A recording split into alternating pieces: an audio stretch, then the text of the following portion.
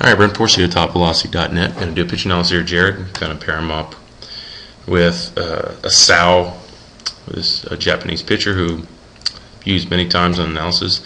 Great example of 3X. He's also a very small, tiny, I guess would be the better word, pitcher who throws very hard. I think he's like 5'9", 145, 150 pounds, throws mid to upper 90s. And he does everything extremely well, so he's a great example. We're going to use that for Jared. All right, we'll take Jared here and do his leg lift.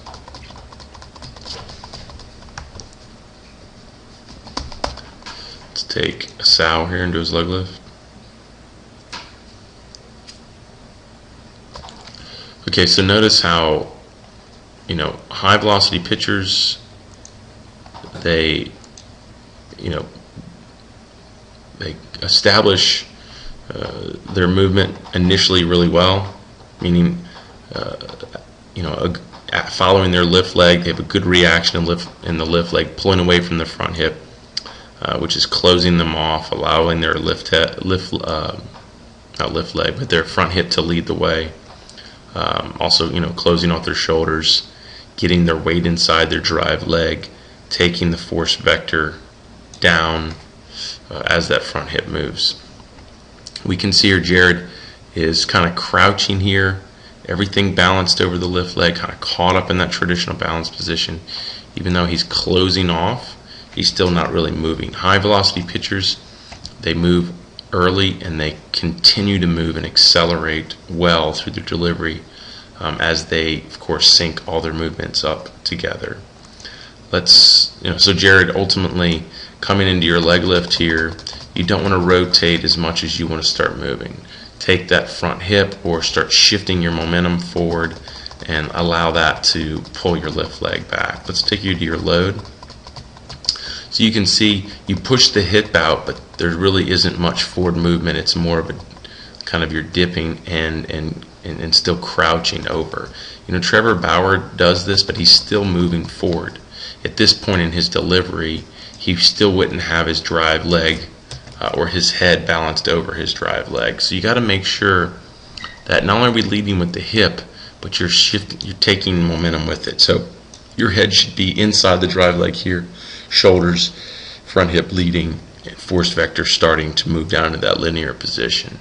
Force vector, it's that angle of force that comes through our drive legs. Wherever that ankle to knee is pointing, that's potentially where, when we build force through our drive leg, where it's going to go. And we are linear athletes, meaning we move in a straight line towards that target, not in a vertical position, so we have to get our force vectors down.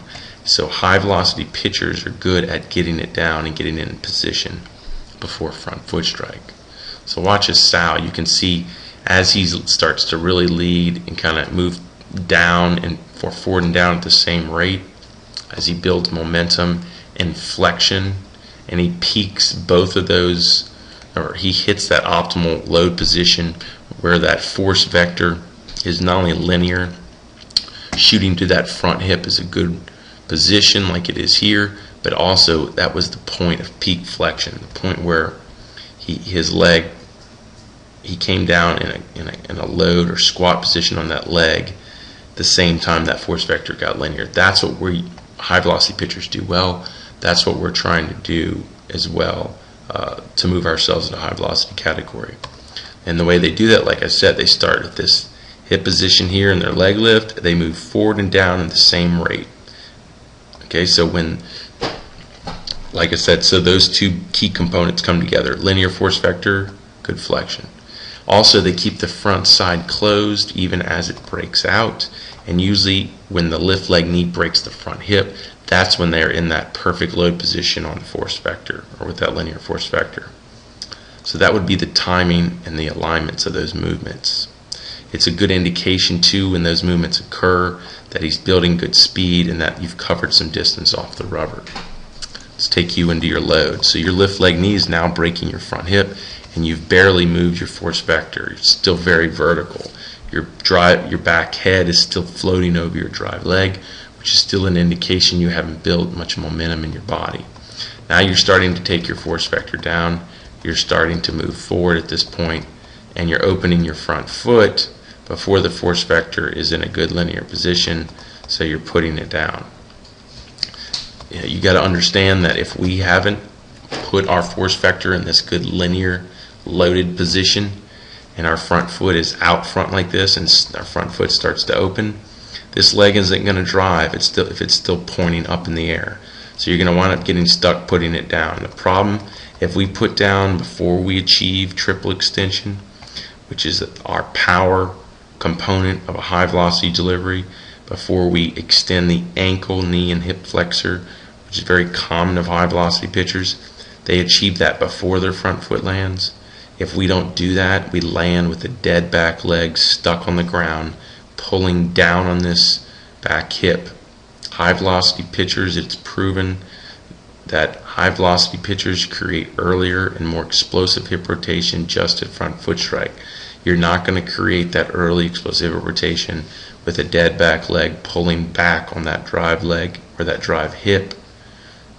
And ultimately, the reason high velocity pitchers achieve that explosive leg drive, triple extension before front foot strike, because as we'll see here with the Zhao, is it drives that back hip around. So watch as he moves to front foot. So now he opens up and he moves into that triple extension. And what do we see here? We see this back hip rotating around even before the front foot lands. That's what this triple extension, this drive back here, is, along with the opening of the front foot, is what's creating that hip rotation before the front foot lands. So then the front foot lands, front leg stabilizes, hips slam open immediately, which create more hip to shoulder separation. Faster the hips rotate when the front foot stabilizes, the quicker it pulls away from the shoulders, creating optimal hip to shoulder separation, which the MPA proved in 2005-2006 in their velocity study is 80% of a pitcher's potential velocity. They also proved that the average high velocity pitcher sits in a 40 to 60 degree range of motion between their hips to shoulders at front foot strike. If we measured Jared here, his front foot lands, his drive leg hip comes around. So when your hips finally open, Jared, which we can see at this point, your hips are open. This is when we would measure hip to shoulder separation. We can see your hips are in alignment from left to right towards the camera, just like Asal's, but your shoulders right there with it, throwing the ball. Asal's is still back. He has that optimal, more like 60 degrees of separation. You're more like 10 to 5 degrees of separation. So you just learning to get the hips through early by starting an earlier move, generating more momentum, aligning your force vector earlier with good flexion, achieving triple extension before front foot strike will lead to that optimal hip shoulder separation because those hips were opening immediately at front foot strike. We do that. Everything, this is the foundation of 3X pitching. Everything from here on out is going to be a reaction to all these moves, because now we have torque in the body, or torsion, that's going to launch the shoulders forward as the shoulders rotate. As long as the front leg stays stable, those speeds should accelerate the hip speeds, pulling the arm back into full external rotation, which is another key component of high velocity pitchers.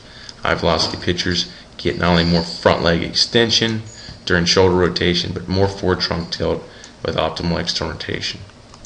High velocity guys usually sit in 180 degree external rotation in this position. Low velocity guys tend to sit more 140, maybe to 160. You can see here your external rotation. You don't have you have a bent front leg, more vertical torso, and not much external rotation. So just another representation that you're not coiled up and you don't have the same speeds moving through your body. And you finish in that more vertical position. South continues to stabilize, even move into hyperextension, and finish forward in that high velocity category. So Jared, it's really learning how to establish those early moves. And we know in ASMI's case study, or their research of the comparison of high velocity, low velocity pitchers, that high velocity pitchers are more different than low velocity pitchers in the early parts of the delivery. So those are things we covered, from the shifting the momentum early to get in a linear force vector early, so before we put that foot down we can achieve triple extension and it affect hip rotation. Also, that comparison showed that high velocity, low velocity pitchers were more similar at the end than they were in the beginning. So you need to understand how important it is that you learn how to do what high velocity pitchers do, from lift to front foot strike. That's what the 3x pitching velocity program focuses on, what it trains. It trains us how to develop the motor coordination around those movements, and most importantly, how to train the power production to actually move your body through those movements. I would highly recommend you get into the programs because it'll ultimately have a significant impact on your velocity, just because you have a lot of improvements to make. But I can see that you're young and you definitely have time to get on this road, and also would recommend you come down to 3x pitching or a 3x velocity camp so I can work with you personally through this.